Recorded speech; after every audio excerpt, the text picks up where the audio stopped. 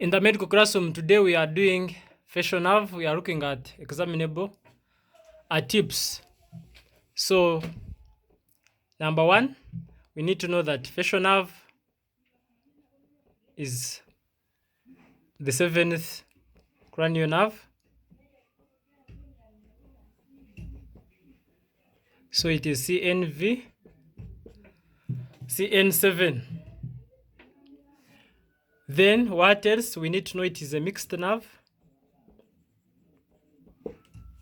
So it carries it carries sensory, it carries motor and parasympathetic fibers.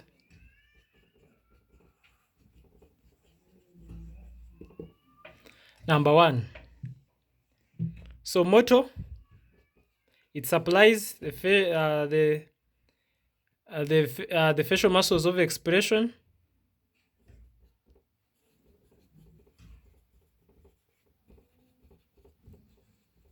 It's going to supply your stapedius muscle, your styloid,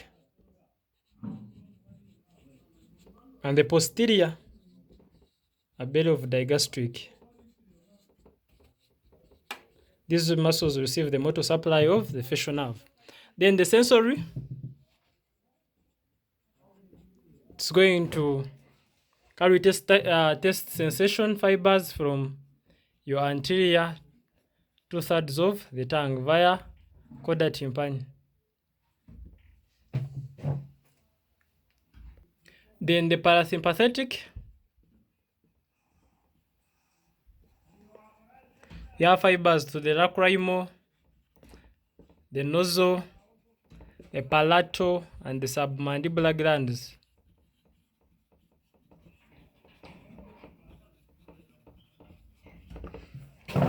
So that is briefly about the motor, the sensory, and the parasympathetic fibers. Then now let's talk about facial nerve nuclei.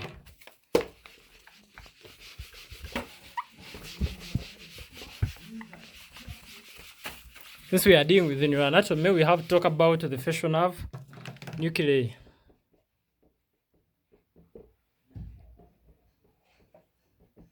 So we have the motor nucleus. So this one supplies, gives fibers to those muscles of facial expression, styloid. The motor supply, we have the superior salivatory nucleus, and this provides parasympathetic fibers to the lacrimal and salivary glands. Then 3, we have nucleus of solitary tract. So this one receives test fibers. Then we have this spinal trigeminal nucleus. So this one receives general facial nerve sensory fibers. So it receives those facial nerves general sensory fibers. Those are the 4 nuclei. Let's talk about the course. So you have to know this course in great detail. So where does it emerge from? That is the first thing you should know. So it emerges from brainstem, but where? At the pontomedullary junction, the junction between the pons and the medulla oblongata. So from there, it enters internal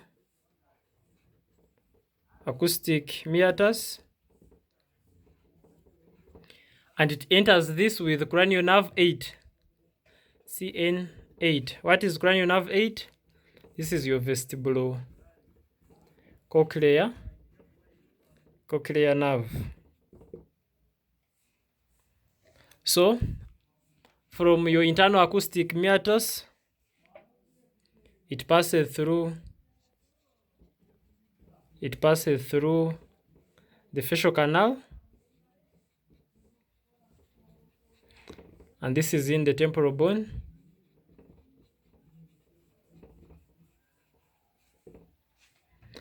So in here, in this canal, it is going to give branches. It gives 3 branches. It gives greater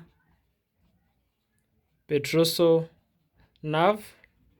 It gives the nerve to stapedius.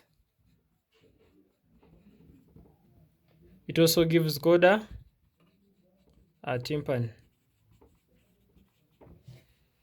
So far, we are seeing it comes from brainstem at the pontomedullary junction, enters internal acoustic meatus, and it enters together with a CN cranial nerve 8, the vestibulocochlear nerve. Then from there, it goes, it passes through facial canal, and in the canal, it gives these 3 nerves: the greater petrosal nerve, the nerve to stapedius muscle, and the Chorda tympani. Then from there, now it exits the skull.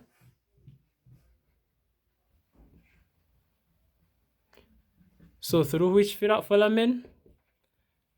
Through the stylomastoid.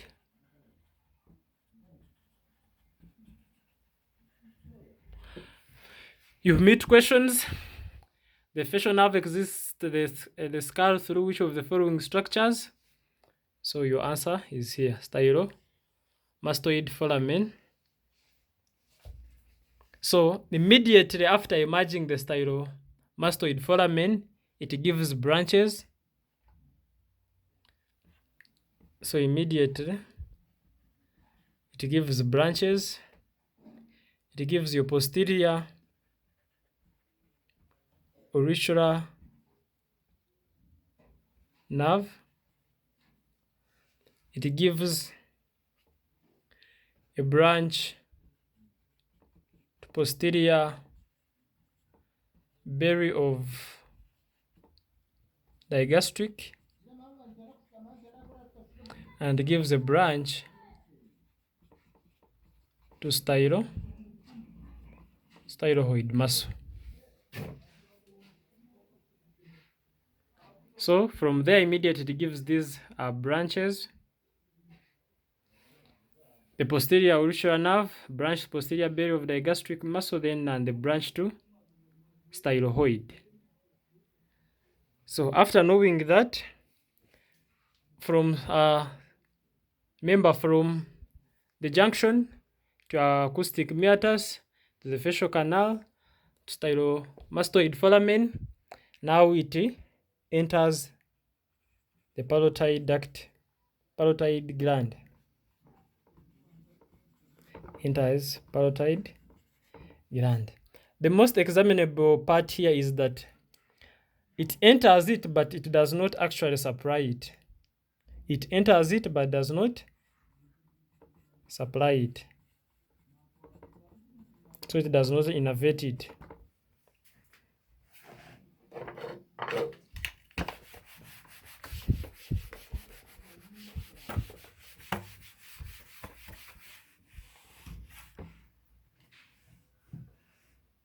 So in the palloid gland, it gives off 5 branches, and these are highly examinable. You need to know them. 1, you can abbreviate them to Zanzibar by motor car. T meaning the temporal branch. This is the one that is going to supply your frontal berry of occipital, frontal berry of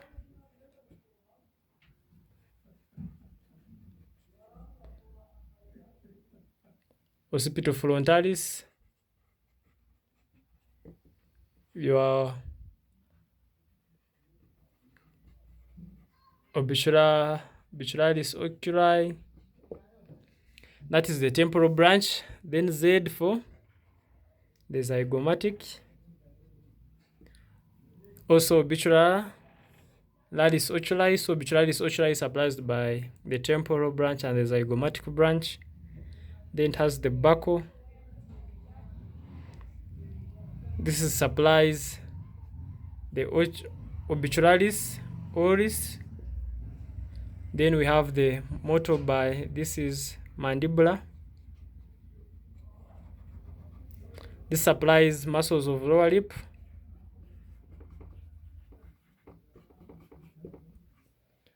And then we have the cervical branch, which supplies the platysma. So those are the 5 branches of facial nerve given off in the parotid gland, abbreviated by to Zanzibar, or a mnemonic to Zanzibar by motoka. So we have the temporal branch, the zygomatic, the buccal, the mandibular, and the cervical. Patient can come at least the 5 branches of facial nerve from the parotid gland. So you have to be able to put out these 5. So some simple notes here.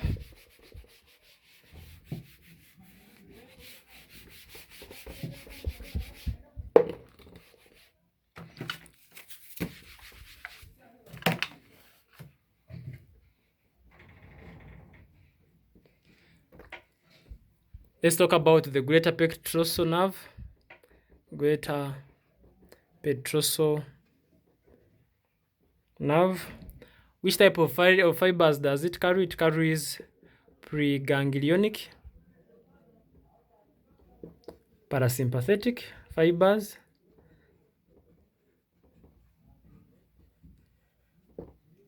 so these are preganglionic. They are going to the lacrimal, the nasal, and the palatal glands. So it carries preganglionic, not a postganglionic, and they are parasympathetic. You know, objective questions can be confusing. They bring preganglionic, sympathetic, trying to confuse you, but be able to beat it. Then we have, when we have a damage to nerve stapedius, we get a condition known as hyperacusis. So what is hyperacusis? Clinically, this is increased sensitivity to loud sounds.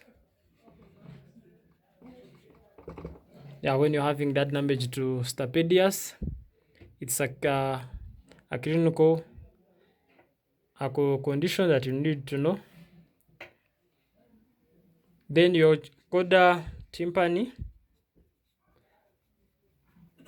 we see that this one carries test fibers from anterior 2/3 of the tongue. So after knowing that, after knowing the cause, the nuclei, the type of the nerve, it being mixed, and the motor sensor and the parasympathetic fibers, and adding this clinical anatomy, you're good to go. Please, if you find the video helpful, like the video, subscribe, comment. Till next time.